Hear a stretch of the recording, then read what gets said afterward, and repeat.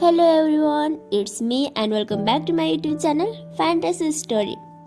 So आज हम अपने वांगशान फेयर ऑफ हैप्पीनेस के नेक्स्ट पार्ट को एक्सप्लेन करने जा रहे हैं। होप आज का पार्ट आप लोगों को पसंद आएगा। अगर आज का पार्ट आप लोगों को पसंद आए तो प्लीज़ मेरे वीडियोस को लाइक कमेंट करना मत भूलिएगा और मेरे चैनल को भी सब्सक्राइब कर दीजिएगा। And I am really very sorry कि मैंने पार्ट कल पोस्ट नहीं की, बिकॉज कल जो है ना मेरे मदर ब्रदर और फादर नेपाल चले गए हैं, तो मैं घर पे अकेली थी, तो मुझे घर का सारा काम भी करना था क्योंकि मम्मी पापा गए थे ना, तो काफ़ी वो हो गया था और मुझे कल पता नहीं क्यों अच्छा भी नहीं लग रहा था, इसलिए मैं बना नहीं पाई। उसके लिए आई एम सॉरी। तो चलो आज का पार्ट शुरू करते हैं। ओके, तो लास्ट पार्ट में हमने देखा था किसी जन कहता है ठीक है करवा दीजिए, मुझे कोई प्रॉब्लम नहीं है। चिरन अपने सरप्राइजफुल आंखों से उसे देखते हुए कहता है क्या मतलब?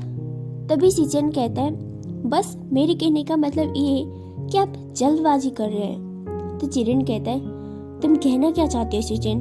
तो सिचन कहता है मेरा कहने का मतलब है कि आपको उसे कुछ टाइम देना चाहिए, हो सकता है वो खुद इस बात के लिए मान जाए। तो चिरन कहता है वो कैसे? मुझे नहीं लगता वो इस बात के लिए कभी मानेगा। तो सिचन कहता है आपको पता है ना 1 वीक के बाद हमारा दुबई में एक डील है और उसके लिए आपको या मुझे दोनों में से किसी एक को वहाँ पे जाना पड़ेगा। मैं बस चाहता हूँ कि आप वांग जी को वहाँ पे उस डील के लिए भेज दीजिए। तो चिरेन कहता है क्या वांग जी मानेगा इस बात के लिए? तो सिचन कहता है उसे मानना ही पड़ेगा, आप उसे बोल देना या तो वो शादी कर ले या फिर बिजनेस में हमारी हेल्प करे, और जहाँ तक मुझे लगता है वो बिजनेस में हमारी हेल्प करने का फैसला लेगा, और अगर वो बिजनेस में हमारी हेल्प करना चाहेगा तो पक्की बात है कि हम उसे दुबई भेजेंगे तो वो अपना पहला डील कंफर्म करके आएगा। वैसे भी शुरू से आप यही चाहते थे कि वांग जी बिजनेस संभाले। तो चिरन कहता है और उसके जाने के बाद क्या? तो सिचन कहता है कुछ नहीं, उसके वापस आने तक तो शादी भी होने को होगा। वैसे भी आपने कहा था आपने उसे शादी के लिए जल्दी बोल दिया है, तब हम उसे आगे के लिए कैसे भी करके मना ही लेंगे। तो चिरन कहता है और तब नहीं माना तो? तो चिरन कहता है अंकल तब का हम आगे देख लेंगे, पर हमें अभी का देखना होगा। तो चिरन कहता है ठीक है, मैं वांग जी से इसके बारे में शाम को बात करूंगा। तो सिचन अपने मन में स्माइल करते हुए कहता है प्लान सक्सेसफुल, बस आगे मैं जैसा सोचता हूँ वैसे हो गया तो हमारा काम भी बन जाएगा। और जैसे हमें यहाँ पे उम्मीद थी कि टीचर बस सीजी और जिंगी की शिकायत कर रही थी, वो उसे कहती है आपका बेटा पहले तो बहुत अच्छा था, पता नहीं आजकल क्या हो गया है, न इसकी पढ़ाई में ध्यान जाती है न कुछ करता है ये। और वो टीचर उन दोनों की तरफ देखते हुए कहती है इनका फेवरेट एक्टर्स कौन थे वो? तो सीजी और जिंगी दोनों एक साथ कहते ईजान। तो वो कहती है इनके बारे में पूछ लो, इन्हें सब आता है, मैं आपको डेमो दिखाती हूँ। हाँ तो बताओ अभी अभी वांग यी की कौन सी मूवी आई है? तो सीजी कहता है बीइंग अ हीरो। तो टीचर कहती है अच्छा, और शाहजहान का कौन सा ड्रामा आने वाला है? तो जिंगी कहता है सनसेट विद मी। तो टीचर कहती है अच्छा वांग यी ने डेब्यू कब किया था? तो सीजी कहता है 2014 में यूनिक ग्रुप से। तो टीचर कहती है और शाहजहान ने? तो जिंगी कहता है 2016 में X9 ग्रुप से। तो टीचर कहती है वांग यी का जोडिएक साइन क्या है? तो सीजी कहता है लियो। और टीचर कहती है शाहजहान का? तो जिंगी कहता है लिब्रा। तो टीचर कहती है वांग यी का बर्थ डेट क्या है? तो सीजी कहता है 1997। और टीचर कहती है मंथ? तो सीजी कहता है अगस्त। और टीचर शाहजहान का बर्थ डेट पूछती है, तो जिंगी कहता है 1991 और अक्टूबर मंथ, आपको दोबारा पूछना ना पड़े इसलिए मैंने पहले ही बता दिया। तो टीचर कहते हैं हाँ, और दोनों एक्टर ने कौन से ड्रामा में साथ में काम किया था? तो वो दोनों एक साथ कहते द अनटेड में। तो टीचर उनसे कहते और लास्ट मंथ का असाइनमेंट अब तक कंप्लीट क्यों नहीं है? बेचारे दोनों के पास कोई जवाब नहीं था और वो एक दूसरे की शक्ल देखने लग जाते हैं। वांग जी अपने कोल्ड आई से उन दोनों की तरफ देखे जा रहा था। टीचर फिर से कहती है ये तो बस छोटा सा डेमो था। तो वांग जी उससे कहता है आपने मेरे ब्रदर से शिकायत क्यों नहीं की? तो टीचर कहती है क्या शिकायत उनसे? क्या ही बोलूं, जब लास्ट मंथ को आए थे ना उनके सामने भी ये डेमो दिखाया था, वो तो कहने लगे इसमें शिकायत की क्या बात है, ये तो अच्छी बात है, बच्चों को एक्टर के बारे में भी जनरल नॉलेज होना चाहिए। अब मैं क्या बोलूं? तो वांग जी कहता है मैं आगे से ध्यान रखूंगा कि दोनों की स्कूल के काम और असाइनमेंट्स हमेशा कंप्लीट हो। तो टीचर कहती है और हाँ प्लीज़ आगे से पेरेंट्स मीटिंग में आप ही आइएगा। तो वांग जी कहता है ठीक है। सीजे अपने मन में कह रहा था आज तो डैड को सच में पता चल गया कितनी तरक्की की थी हमने, मैं तो गया काम से। तभी वो जाने वाले थे, तभी जिंगी पीछे मुड़कर कहता है आपसे क्वेश्चन पूछना रह गया था। तो सीजे अपने मन में कहता है इतना जो सुना दिया वो क्या कम था जो और सुनने के लिए कुछ रह गया है। तो जिंगी कहता है तो मैं पूछ सकता हूँ। तो टीचर कहती है हाँ पूछो। तो वो कहता है आपको कैसे पता कि हमारे सारे जवाब सही थे।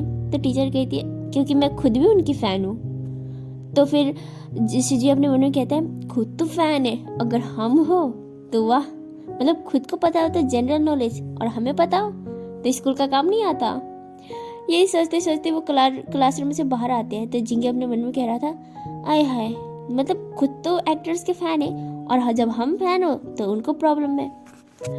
क्लासरूम से बाहर आने के बाद वांग जी सुजी से कहता है सुजी मुझे तुमसे ये उम्मीद नहीं थी। तो सुजी कहता है सॉरी डैड। तो जिंगी कहते हैं सॉरी हंग वांगजुन, प्लीज़ सुजी को कुछ मत बोलिए, इसमें मेरी गलती है। तो वांग जी कहता है सुजी जिंगी तुम दोनों आप अपना डिसीजन ले सकती हो पर कभी गलत डिसीजन मत लेना।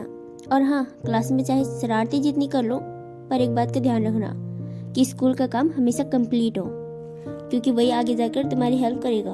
तो सुजी कहता है सॉरी डैड, लास्ट मंथ जिंगी बीमार था और वो असाइनमेंट कंप्लीट नहीं कर पाया था। मैंने उसे अपना असाइनमेंट कंप्लीट करने के लिए दिया था पर जिंगी के घर के जो मेट है उन्होंने कचरा समझ कर फेंक दिया। तो जिंगी कहता है हाँ वांगजुन इसमें उसकी कोई गलती नहीं है, आप सुजी को कुछ मत बोलिए, वो मुझे ध्यान से रखना चाहिए था। तो वांग जी कहता है अच्छी बात है, कम से कम काम तो किया था। और वो दोनों के सिर पर पैर से हाथ फेरते हुए कहता है मुझे आगे से कुछ भी हो तो सच बताया करना, उसके लिए कभी मैं तुम लोगों को डांटूंगा नहीं, पर तब तक जब तक कि उसमें तुम्हारी गलती ना हो। तभी एक लेडी उनके पास आती है और कहती है एक्सक्यूज मी, क्या आप मुझे बता सकते हैं प्रिंसिपल की ऑफिस कहाँ पर है। और वो लेडी कोई और नहीं बल्कि हमारी प्यारी यानली थी।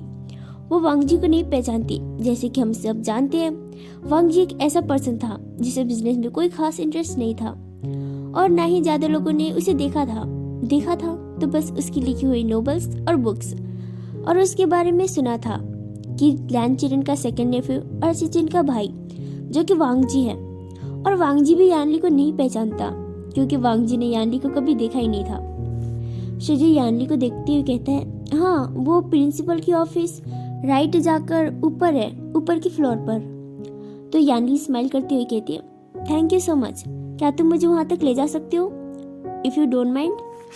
और वो वांग जी की तरफ देखते हुए कहती है आपको कोई प्रॉब्लम तो नहीं है ना अगर मैं आपके ब्रदर्स को ले जाऊँ। तो वांग जी कहता है नहीं प्लीज़ आप ले जाइए। तो सुजी कहता है वैसे आपको क्या काम है। तो यानली कहती है मुझे अपने बेटे की एडमिशन करवानी है। सुजी और जिंगी यानली को प्रिंसिपल ऑफिस के पास लेकर जा रहे थे। यानली उससे कहती है तुम्हारा नाम क्या है। तो सुजी कहता है मेरा नाम लैन सुजी है। और वो जिंगी की तरफ देखते हुए कहती है और तुम्हारा। तो वो कहता है मेरा नाम भी लैन जिंगी है। और वो उससे कहती है क्या वो तुम्हारे ब्रदर थे। तो जिंगी कहता है तुम्हारा नहीं तुम्हारे, और वो हमारे ब्रदर नहीं डैड है। यानली एक शॉक वॉइस में कहती है क्या डैड। तो वो कहता है हाँ। तो वो कहती दिखने में तो तुम्हारे डैड नहीं लग रहे थे, काफी यंग ही लग रहे थे। तो सुजी कहते हैं हाँ वो यंग ही है पर वो हमारे डैडी है। यानली अपने मन में कहती है वाह दिखने में तो नहीं लग रहा था कि शादी हुई है और बेटा है वो भी दो। प्रिंसिपल ऑफिस में जाने के बाद यानली एक न्यू स्टूडेंट के एडमिशन के लिए उससे बात करती है। प्रिंसिपल उससे कहती है एडमिशन कौन सी क्लास में करवानी है। तो यानली कहती है 9th। तो प्रिंसिपल कहती है ठीक है फिर 9th बी में एक सीट खाली है उसका एडमिशन हो जाएगा। तो जिंगी कहता है वाओ फिर तो वो हमारी क्लास में होगा। तो यानली कहती है क्या सच में, मुझे जानकर खुशी हुई, अब वो शायद तुम लोगों से जल्दी घुल मिल जाएगा। तभी वो प्रिंसिपल कहती है एक्सक्यूज मी मुझे थोड़ा कुछ काम है मैं अभी आती हूँ। ऐसा बोलकर वो प्रिंसिपल वहाँ से चली जाती है। तभी सुजी यानली से कहता है वैसे आपके बेटे का नाम क्या है। तभी जिंगी बाहर से यानली के पास आते हुए कहता है मॉम वो डैड। तभी उसे सामने सुजी और जिंगी दिखाई देते हैं और वो उनसे कहता है तुम लोग। तो सुजी और जिंगी भी दोनों एक साथ कहते हैं क्या तुम हमारे क्लासमेट हो। तो यानली कहती है क्या हुआ, क्या तुम लोग एक दूसरे को जानते हो? तभी जिंगी हाँ बोलने वाला था, पर सुजी बीच में कहता है नहीं, हम नहीं जानते, हम तो पहले मिले भी नहीं। जिनलिन गुस्से से उन दोनों की तरफ देख रहा था। तभी यानली उससे कहती है जिनलिन, क्या तुम्हारे डैड ने कार पार्क कर ली? तो जिंगी कहता है मैं आपसे वही बताने वाला था। तो यानली कहती है वो क्यों नहीं आए? तो जिनलिन कहता है वो किसी से बात कर रहे हैं। तो यानली कहती है ठीक है जिनलिन, इनसे मिलो, ये है सुजी और ये जिंगी है। तो जिनलिन अपने मन में कहता है मैं पहले से जानता हूँ मॉम। तो यानली कहती है ये तुम्हारे क्लासमेट है, तुम्हें उनसे फ्रेंडशिप करनी होगी। तो जिनलिन अपना मुंह बनाते हुए कहते हैं क्या फ्रेंडशिप, वो भी इनके साथ? बिल्कुल नहीं। तो जिंगी एक लो वॉइस में कहता है हम भी तो तुम्हारे साथ फ्रेंडशिप करने के लिए कौन सा मरे जा रहे हैं। तो सुजी इशारा करते हुए कहते हैं चुप रहो। तो यानली जिनलिन से कहती है जिनलिन, ये क्या बदतमीजी है, तुम इन दोनों के साथ ऐसे कैसे बात कर सकती हो? तो जिनलिन अपने मन में कहता है मॉम, अगर उस दिन आप मेरे साथ होती तब पता चलता कि कौन कितना बदतमीज है। तभी सुजी थोड़ा सा और अच्छा बनते हुए यानली के सामने कहता है कोई बात नहीं, अगर उसे हमसे दोस्ती नहीं करनी, हम तो बस उसे अपना दोस्त बनाना चाहते थे। तो जिंगी अपने मन में कहता है क्या सच में? कब? हमेशा कब चाहते थे? मुझे तो नहीं लगता। तो यानली कहती है देखा जिनलिन, वो बस तुम्हें अपना दोस्त बनाना चाहते हैं, लेकिन तुम हो कि? तभी जिनलिन कहता है हाँ मॉम दिख रहा है, लेकिन आप भी बहुत अच्छे से देखती अगर उस दिन आप मेरे साथ होती कि ये दोनों कितने अच्छे लोग हैं। तभी जिंगी सुजी से कहता है ये तो अपनी पोल खोल रहा है, अच्छा हुआ यहाँ से पहले ही निकल जाए। तो सुजी यानली से कहता है अब हम चलते, हमारे डैड इंतजार कर रहे होंगे। तो जिनलिन कहता है अरे अभी इतनी जल्दी क्या है, अभी तो हम क्लासमेट है ना। तो जिंगी कहता है हम अंगजन हमारा वेट कर रहे हैं, हमें जाना चाहिए। तो यानली कहती है अरे हाँ तुम लोग को जाना चाहिए, वैसे भी मेरी हेल्प करने के लिए थैंक यू। और उन लोगों के साथ वो ऑफिस रूम से थोड़ा सा बाहर आती है और वो उन लोगों से कहती है जिनलिन न्यू है, तुम लोग उससे दोस्ती कर लेना और हाँ उसकी ख्याल रखना। तो सुजी कहता है आप चिंता मत कीजिए। और जिंगी अंदर जिनलिन को देखकर अपने मन में कहता है उसका बहुत अच्छे से हम ध्यान रखेंगे। और वो यानली से कहता है आप बिल्कुल भी चिंता मत कीजिए, सुजी और मैं है ना। जिनलिन उन दोनों को देखकर कहता है डरपोक कहीं के, पता नहीं इन लोगों को इतना भी अक्ल नहीं है, जिन लोगों से इन्होंने बदतमीज किया है अगर वो फिर से मिल गया तो माफी भी मांग ले। यानली देखती है कि जिनजिशन वहाँ पे खड़ा होकर किसी से बात कर रहा है, वो पर्सन और कोई नहीं बल्कि वांगजी था। तो सुजी और जिंगी से वो कहती है सुनो वो जो पर्सन है तुम्हारी डैड के साथ, उन्हें यहाँ पे भेजना। तो वो कहती है ठीक है, और दोनों वहाँ से चले जाते हैं। सुजी और जिंगी वांगजी के पास पहुँचने के बाद वो जिनजिशन से कहते हैं आपको बुला रहे थे, शायद कुछ काम है। तो जिनजिशन कहते हैं क्या यानली ने? तो जिंगी कहता है हाँ शायद वही है। जिनजिशन वांगजी से कहता है ठीक है मैं चलता हूँ, और अपने ब्रदर को जरूर बताना कि हमसे मिलते रहे और हमें ना भूले। तो वांगजी कहता है हाँ क्यों नहीं।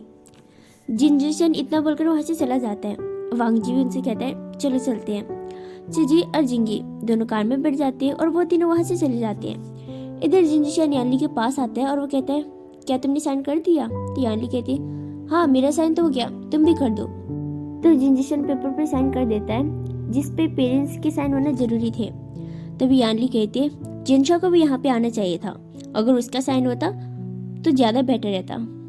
तो जिनजिशन कहते हैं हम पेरेंट्स हैं, हम अभी जिंदा है। तो यानली कहती है हाँ लेकिन इससे जिंदा तो इसका मामा ही रख सकता है। बिल्कुल अपने मामा पे गया है और कहती है और कुछ समझाओ अपने बेटे को, बेचारे वो दोनों बस इससे दोस्ती करना चाहते थे, लेकिन इसको कहाँ दोस्ती करनी है, किसी से बदतमीजी करने के अलावा इसे कुछ आता भी है।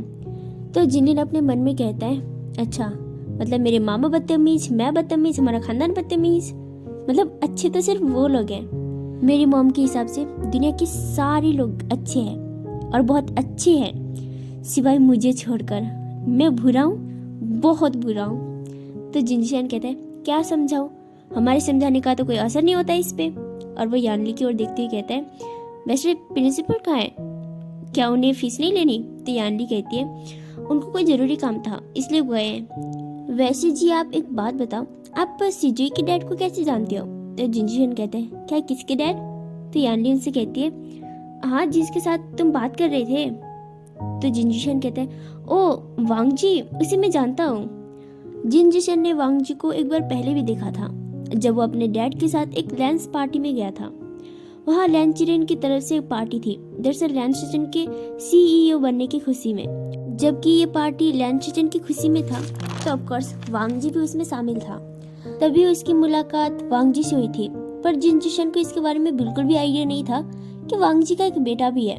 तो यानली कहती है, क्या तुम लैन वांग जी को जानते हो? तो जिन जिशन कहता है, हाँ, मैं और डैड साथ में उनकी एक पार्टी में गया था, तभी मेरी मुलाकात उससे हुई थी। तो यानली कहती है, तुमने मुझे तो कभी नहीं बताया कि तुम कभी अपने डैड के साथ किसी पार्टी में भी गए थे। तो जिन जिशन कहता है, तब तुम मायके गई हुई थी। तो यानली कहती है, अगर तुम वांग जी के बारे में जानते थे तो तुमने पहले क्यों नहीं बताया कि लैन वांग जी का बेटा भी है? तो जिन जिशन कहता है, क्या उसका बेटा? तो यानली कहती है, हाँ, उसका बेटा भी है, वो भी दो। घर पर चिरेन और सिचिन दोनों उसका वेट कर रहे थे। जैसे ही वांग जी घर आता है तो चिरेन उसकी तरफ देखते हुए कहता है, वांग जी, मुझे तुमसे एक जरूरी बात करनी है। तो वांग जी कहता है, अंकल, अगर आप मेरी शादी के बारे में बोल रहे हैं तो मेरा जवाब ना ही होगा। पर चिरेन एक काम वॉइस में कहता है, वो बात नहीं है। तो वांग जी कहता है, आपका कहने का मतलब क्या है? तो चिरेन कहता है, वन बिग बात, दुबई में हमारा एक डील है, मैं चाहता हूँ कि तुम वहाँ पर जाओ। तो वांग जी कहते हैं, पर मैं? वांग जी ने इतना बोला ही था, तभी सचिन कहते हैं, हाँ वांग जी, वैसे तुम भी तो अंकल की हेल्प करना चाहते थे ना, तुम्हें यहीं से शुरुआत करनी चाहिए। वांग जी उसे एक लो वॉइस में कहते हैं, मैं इस बारे में सोचकर बताऊंगा। तो चिरेन उससे कहते हैं, उम्मीद है कि तुम इसके लिए तो ना नहीं बोलोगे।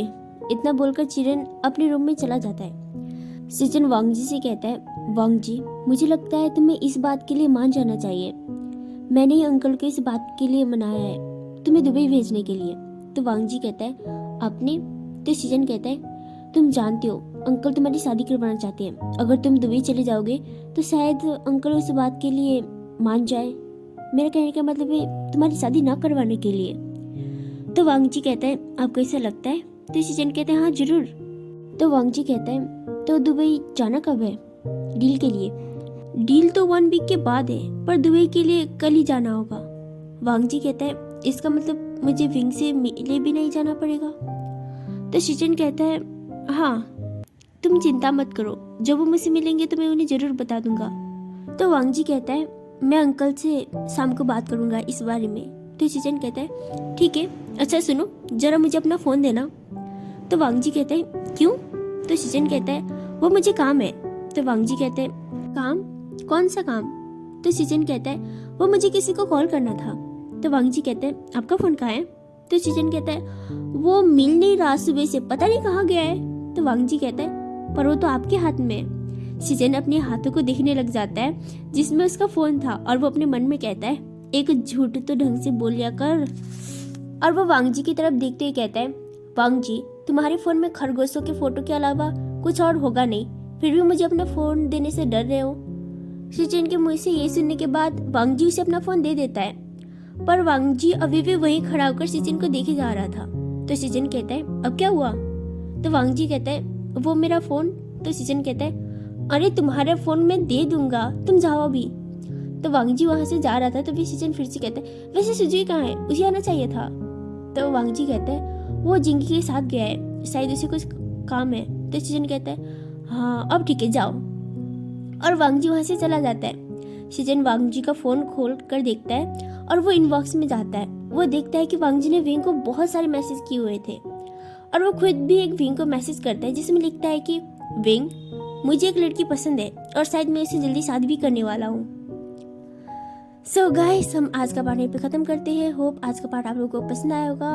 और हाँ, मेरी तबीयत ठीक नहीं है तो आपको इसमें वॉइस थोड़ा अलग सुनाई दे रहा होगा, तो प्लीज़ कोऑपरेट कर लेना। ओके, तब तक के लिए बाय, और अपना प्लीज़ टेक केयर, अपना ख्याल रखना, क्योंकि मेरा भी ऐसे हाल है।